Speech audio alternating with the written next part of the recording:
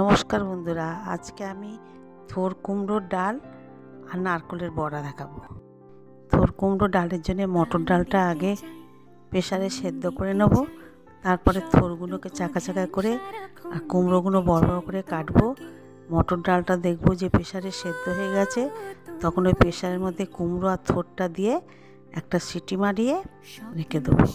তারপরে কড়াই তেল দেবো, 5 ফোড়ন দেবো, দিয়ে একটু রসুন দেবো, শুকনো লঙ্কা ফোড়ন দেবো, দিয়ে ভাজা ভাজা হয়ে যাবে তখন ডালটা ঢেলে দেবো, দিয়ে কাঁচা লঙ্কা দেবো, নুন দেবো, হলুদ দেবো, মিষ্টি দেবো একটু, দিয়ে যখন ফুটে যাবে ভালো করে তখন ডালটা নামিয়ে নেবো। আর নারকেলে বড়ার জন্যে আমি নারকেলটা আগে মিক্সিতে একটু করে নেবো, নিয়ে তারপরে ওর মধ্যে চালের গুঁড়ো দেবো, ধনে পাতা দেবো, কাঁচা লঙ্কা দেবো, নুন দেবো, দিয়ে আর হলুদ গুঁড়ো দেবো আর লঙ্কা গুঁড়ো দেবো, দিয়ে ভালো করে মেখে নেব। নিয়ে এবার বড়ার মতন নারকেলের বড়াগুলো তৈরি করব। মুচমুচে হবে বেশ বড়াগুলো।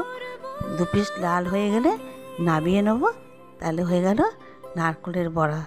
থোর ডালের সাথে নারকেলের বড়া খুবই ভালো লাগবে। আমার ভিডিওটা যদি ভালো লাগে শেয়ার করবেন, ভুল গেলে কমেন্ট করবেন আর সাবস্ক্রাইব করবেন।